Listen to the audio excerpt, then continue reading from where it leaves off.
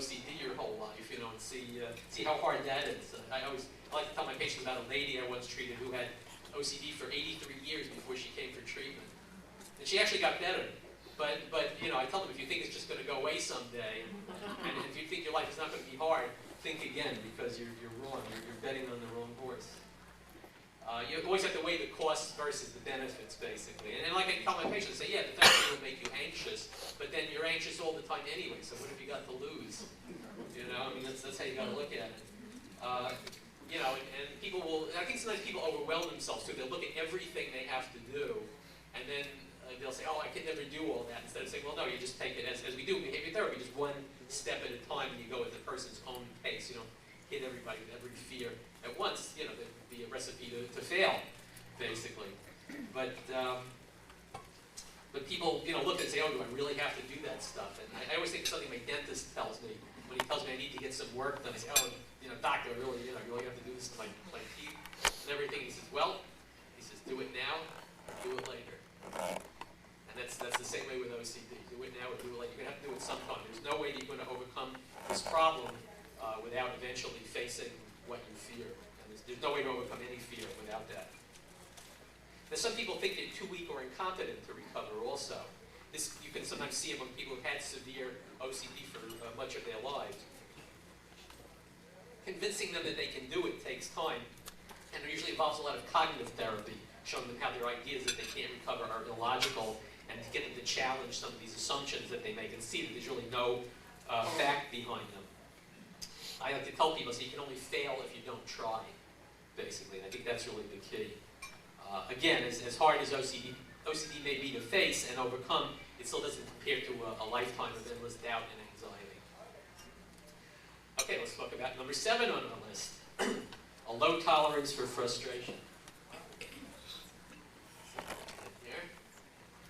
Okay, and then I say a low tolerance for frustration can lead to a lack of persistence at treatment, where making progress can be rather difficult, slow, frustrating, and where setbacks occur at times. I can't read my slides. Now, this point, you know, again, I think is very important. I think we live in an instant gratification culture. I think when people want instant results, they always want, you know, take that pill or try that treatment or read that self-help book and you're magically, you know, cured somehow. But as we know, as we just said, you know, recovering from OCD can be a process that takes months or even longer of hard and determined work, and the results may be gradual in a period, which is not what people like to hear. I don't know how many of you have heard of something called Recovery Incorporated, which is sort of a nationwide chain of self-help groups, which I kind of like what they do. They have a saying, which I've always liked. They say the method is simple, but not easy.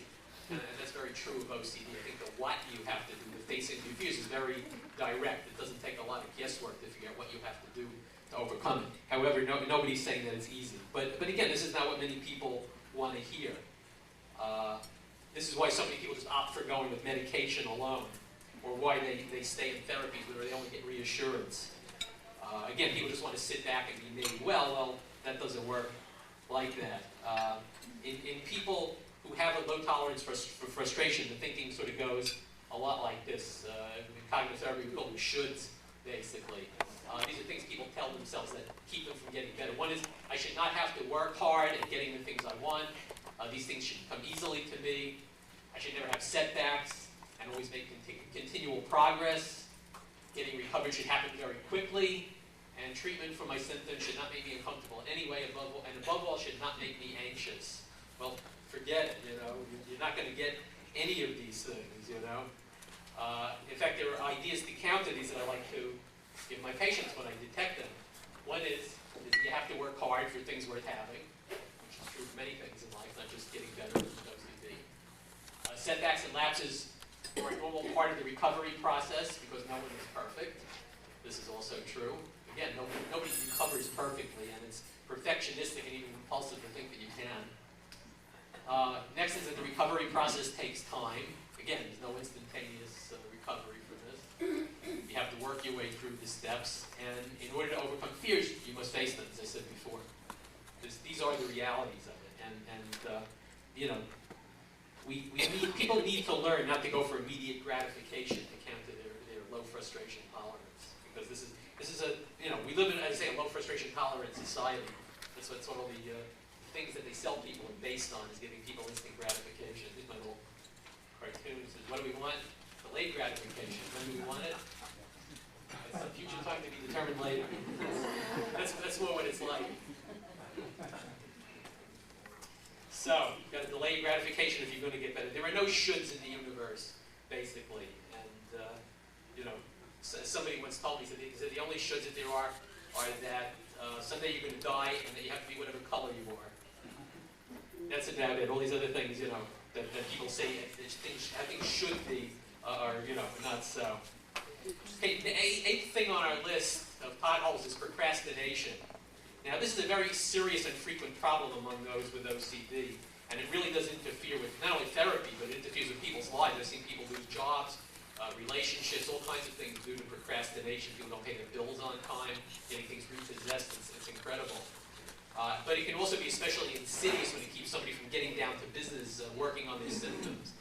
I think setting priorities can be a big problem in OCD, like deciding what's more important than what, because indecision and doubt are chief features, again, of OCD. Also, people who have problems with compulsive procrastination, or where symptoms cause them to be procrastinators, they don't seem to manage their time well enough sometimes to even do things like attend therapy sessions or get to therapy on time. I've had people who chronically come like 5 minutes before the end of their session, just in time to say hello and goodbye, and then, because they couldn't get their act together to go. They had to do that one more check or that one more thing before they left the house. Or they couldn't do their homework. I just couldn't get around to it. I had all these other things to do, So in any case, procrastination is a serious problem here. What I say here is that doubt causes some individuals to hesitate when making decisions for fear of not making the perfect decision, which could result in harm to themselves or others. And they said this basically paralyzes them at times. So this is how people get kind of paralyzed in getting things done. Secondly, the resulting poor time management leads to lateness, missed appointments, and neglected behavioral homework assignments. So again, people just they don't get down to business here. And I said procrastination may be used as a way of putting off doing anything that could bring on the urge to do rituals that have become too complicated. I know some people who will say, well, I'm putting off showering, for instance. I know some people actually have cleanliness problems, but who end up showering less and washing less than most people, because they say, showering takes me so long, it's so complicated that I just can't get down to it. I'm just, they put it off for as many days as they possibly can until they can't put it off any longer. So these are the kind of things that, again, as you see, if you procrastinate, this can also badly affect your therapy. This must be dealt with and all. Ninth thing on our list is sabotage by significant others, intentional and unintentional. I like to say that those close to us can be of great help, or they can be of great hindrance. And some of the things that I'm referring to here would include those who want to remain in control, keeping the sufferer weak and ill. I know marital relationships, or one of the spouses had control of everything because the ill spouse just left everything to them and they liked it that way, strangely enough. Those who are impatient with the rate of progress and who criticize and demoralize their family members who, when the person says, oh, well, look what I achieved this week, look what I can do now. And they'll say, yeah, but look at, the other 10 things that you still can't do, that you're still having all that trouble with, constantly running down the person's efforts and telling them how, reminding them of all the negatives rather than, rewarding them or reinforcing them for things that they're actually doing that are positive and good. Then there are those who are perfectionistically critical of any progress and weaken motivation. As I say, they look at what hasn't been accomplished rather than what has been gained. So again, significant others can really run you down and when this person will say, well, look, I'm so much better, and say, yeah, but look how long you've been working, or how long is this going to take, or it took you 2 weeks to be able to touch the floor, how long is it going to take for the next. They want to see, everything right away. They want to see instant progress, just like some patients want to see instant progress. And then they, of course, convince the person that they're an utter failure and will never get better. And those who try to help by reassuring or helping with compulsions, keeping the sufferer dependent and helpless. Those are, what we call typically enablers, who keep people, really under their thumb, basically, because and they don't mean to, and they don't want to, but they think, well, I'm being kind to them, or I can't stand to see them be so anxious, or they look like they're suffering so much. If just a few words from me would make them feel better, why shouldn't I say that? Or why shouldn't I get things for them, or wash for them, or touch things for them or do errands for them, or all the things they should be doing for themselves. So sometimes you can be working against the sufferer and not even realize. You think you're being kind, but you're not. Sometimes you have to step back and let the person struggle with the thing themselves if you want to be kind. I know my own son wouldn't have learned to talk if everybody just given him everything he thought he wanted instead of him having to ask for it and learn to speak. He started out just pointing and making noises. But, you know, and it was very hard. You know, you have like a cute little 2-year-old who wants a cookie, and you have the cookie in your hand, and they're standing there in tears, and they want it, and you can't give it to them until he says, I want a cookie. Until they say that, they're not going to get the cookie. And you know what?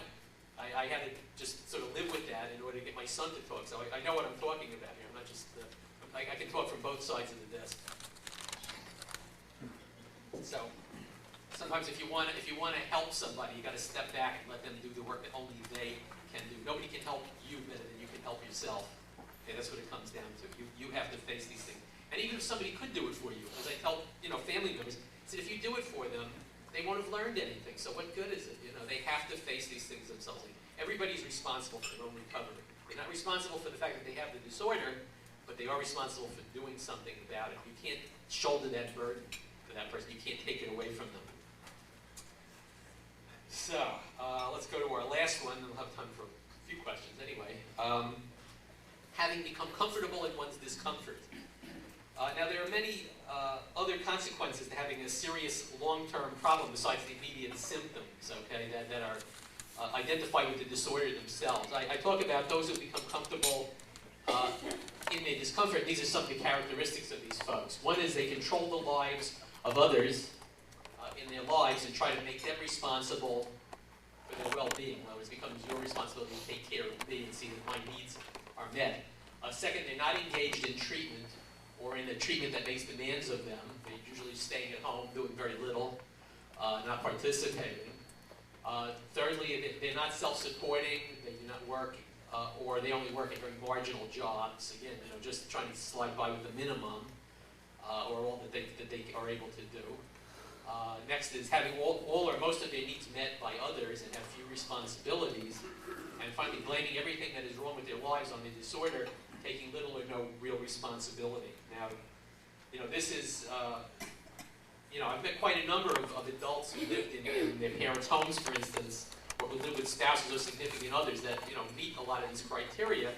And, they live with symptoms that go unchecked. They do compulsions, while everybody else has to change their lives to suit this person and to, sort of work around their symptoms. It's like the person who sort of struck a deal with their OCD. Well, I'll keep up with the demands of my obsessions by doing compulsions all day. And then, when they're not practicing symptoms, they usually spend most of their time just entertaining themselves in things like reading or TV or video games. It's like OCD has sort of become like a full-time career. Some of these folks tend to be disinterested in therapy, but they will go grudgingly under pressure sometimes. Now, even when they do go for help, they don't tend to be too enthusiastic about it, and they don't tend to work very hard. Now, in fairness to these people, I will say that having OCD and depression can be very demoralizing, and a person can become convinced that recovery is not in the cards for them. But that goes back to what I said at the beginning. If there's a mood disorder that's not being addressed here, it must be treated, basically. The thought that's constantly going through their heads is, well, why bother? Nothing can help me anyway. Maybe somebody told them that they were, treatment resistant or one of those other things. Now, this point of view may have been bolstered by they've been engaged in numbers of unsuccessful therapies over the years, is one. Two, they have not had proper medication management. As I said, three, they've been told they're treatment resistant. They suffer from extreme negativity that may accompany depression, as I just said. And they have been encouraged to feel helpless by enablers in their home environments. In other words, a person looks and says, wow, I have to be taken care of by these people. I must really be helpless after all, so they think the worst of themselves. So, but for every person living like this, there's always somebody, who's aiding and abetting them, paying their bills, cooking their food, washing their clothes, driving them places, and generally attending them to all their needs. Even after it's become clear that they're not seriously working to help themselves. Guilt is often a big factor in families where these arrangements exist, and family members will say, oh, well, how can I put demands on them? they're suffering. If we put any kind of pressure on them, I'm afraid they'll get worse. That's what you always hear. And sometimes the person themselves uses anger to control the family also, to keep the family from pressuring them from getting help, and will fight back basically. Even I've known even a few cases where people got violent with family members who tried to change their day-to-day existence. I think in this case there are two viable options when there's someone in your home who's become comfortable in their discomfort. One is to make continued support conditional upon getting help, whether it be inpatient or outpatient, and seriously working at it, saying, well, okay, I'll help you for now with your needs with an eye toward not doing it eventually, but you have to get into viable treatment, or I'm going to withdraw myself completely from it. You've got to really work at it. And secondly, the other option is to inform the sufferer that if they completely decline to get help and refuse to do anything at all, that they will no longer support them, and that they'll have to find other living arrangements, such as government or foundation-sponsored living situations. Again, this is not nice stuff. It's not pleasant, it's not pretty, and it's not good to do. But people do, sometimes have to, if they can't save the person, they have to save themselves. And sometimes I will counsel family members to do just that. Now this may sound hard and cruel, but I think it's also cruel to allow people to live lives in these static situations where nothing changes. I think even where some people are asked to leave, it doesn't mean the end of the line for them. It can sometimes force them to confront themselves and their situations, and sometimes can precipitate independent moves toward recovery. If it doesn't, as I say, at least the sufferer's loved ones can save themselves and lead more normal lives again. But I have seen a number of people who were, their hand was forced basically, and they actually did get their act together and pull it out, so they were able to do what they had to do. Because they finally saw that they had no other option, that their back was to the wall. And there are some people, especially because of procrastination and other features of OCD, where people will not act until their back is firmly against the wall. So, okay, that's about all we really have time for. I'm going to do a little question and answer. We have time for a few questions. Just for anybody who's interested, my clinic has a website. I got a lot of articles about OCD that I've written that are posted there. You can download them, you can read them, do whatever you want with them. I have about 40 some odd articles I've written about OCD and related disorders that are just out there for anybody who wants them. So if you do want to check them out, be my guest. I have my email addresses on there. I think it's going to change sometime in the next couple of months, but I'll change it on the website. If you want to email me or you have any other questions, if we don't get around to it today, you don't have time, you can email me. I'll get back to you as soon as I can. I get quite a few emails, so sometimes it takes me a few days or a week or so to get back to most people. Okay, and so that's about it.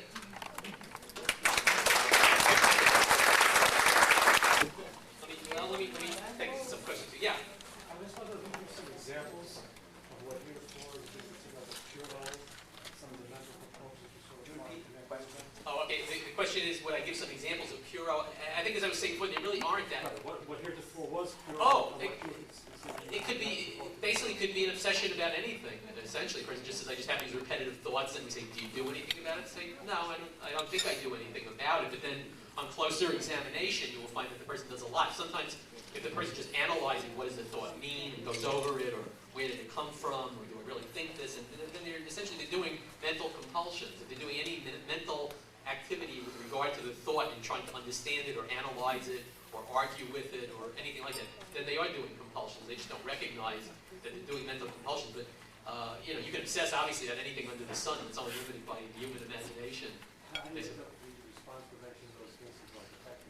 Well, as with any exposure and response prevention program, how you do it effectively is you identify what it is the person is avoiding, and then you design assignments that will get them to confront whatever it is, if you can, in a step-by-step manner, basically. I mean, it's it's kind of a general answer, but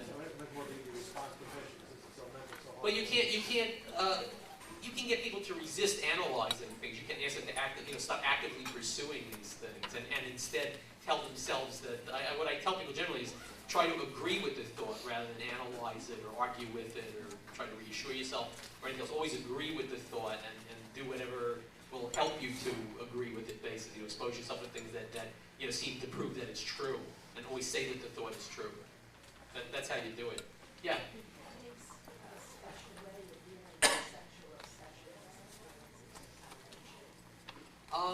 No more special than anything else. In other words, again, whatever it is you're avoiding, if you're afraid to do something, you do it. If you're afraid to say something, you say it. If you don't want to go someplace, you go there. basically, it just depends on what the specific obsession is, essentially, within that category.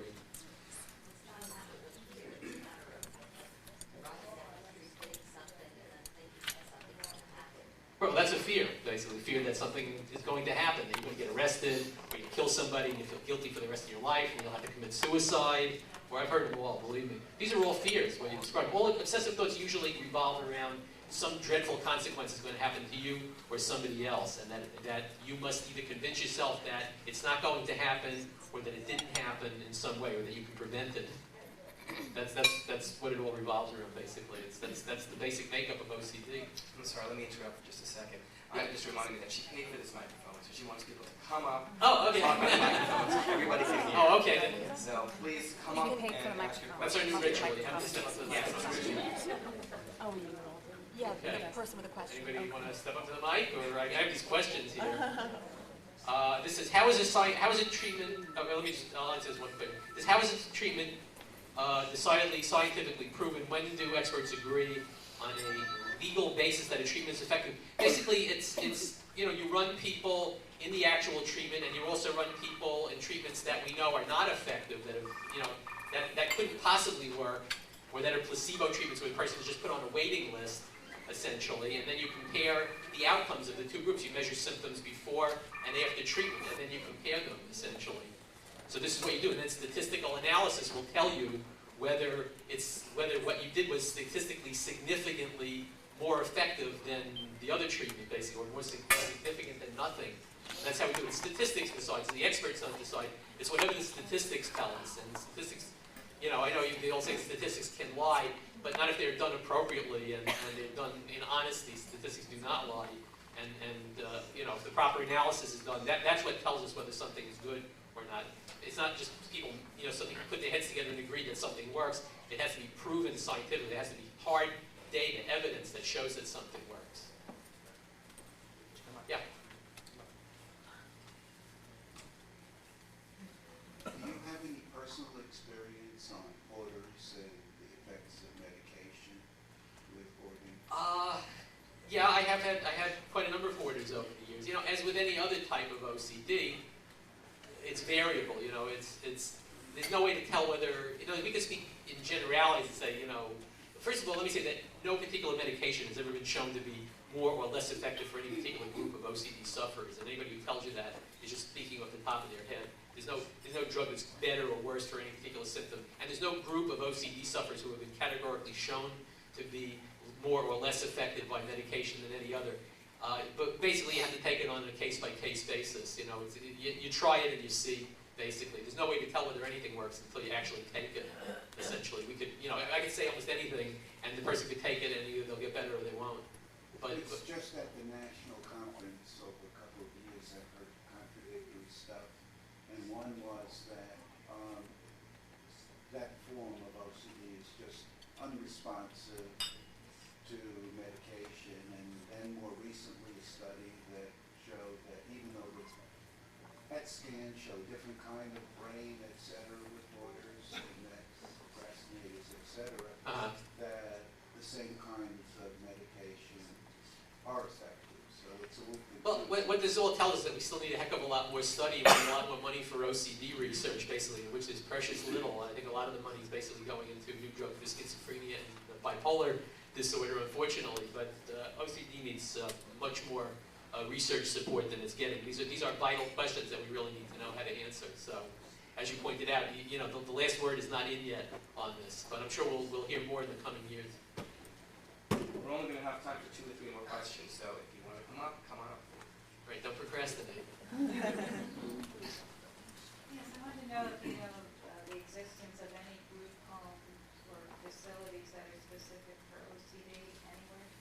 There are treatment facilities that are specific for OCD, but they're not residential facilities. Hopefully, somebody will get treatment and be able to live independently after that. But there are a number of hospital-based programs. Is that part of what you're asking? Yeah, I want to know if you've been through that. Not really. Most residential programs are done on a local level anyway, usually by county or state where you live. So there's no one national place like that. Essentially, people with OCD who need to live in those kind of situations would go through the same steps that people with almost any disorder or diagnosis would go through. In fact, my own son someday will probably need to find a place to live because I don't want to, keep him with me his whole life either. He needs to learn to become an independent person. And frankly, there's no place for people with autism either in particular. So it's where you find them, basically, sad to say. I wish there was something like that, but there isn't. Sorry, I can't be more helpful on that one. Yeah. Dr. Penzel, I shared with you earlier some of the concerns that we're going through with my son, whether or not he's OCD, whether he may be autistic, whether he may be ADD.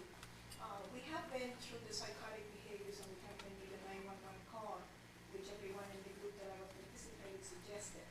What that ended up, my son was in a hospital, an institute of living, and rather than being helpful, I am now dealing with a double whammy, meaning that at first he thought that he had a chance, and now after the experience of the hospitalization and the time where he was kind of forced medication because he was refusing medication, and while at the hospital they told him that if he didn't accept it, that they had to go to the courts.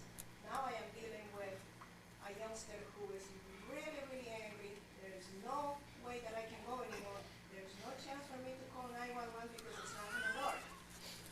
You mentioned in your closing statement that sometimes those of us parents or wives or whoever our loved one is, that sometimes we become an enabler. And I will agree with you. In that enabling though, however, there is the love that you have for that youngster. How do you then approach that situation? You said you put some conditions as to the youngster to do something for himself. If he doesn't, then you go to the next one that says, well, then you're going to have to find another place to live. Mm-hmm. My son is so devastated emotionally and physically, he's becoming, that it really doesn't matter for him anymore. His career in law enforcement was something that he lived all his life for. He graduated from the university with honors, an excellent kid. I couldn't say anything negative about him at all. And now he's suffering from this. How do I go about this? What are the chances that this child, he only has his father and I as a support, what are the chances that this child, youngster, can commit suicide?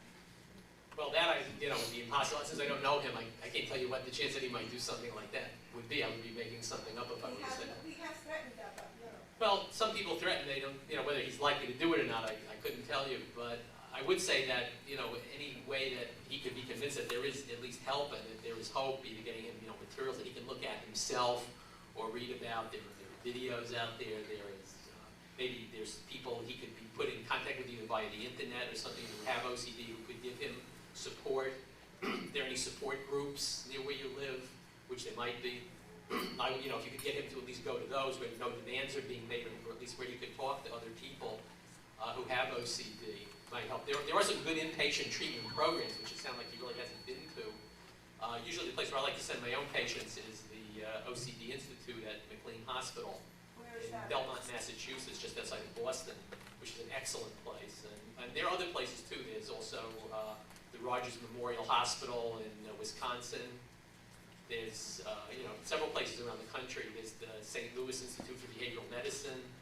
There's a number of places out there if you check that have OCD inpatient programs.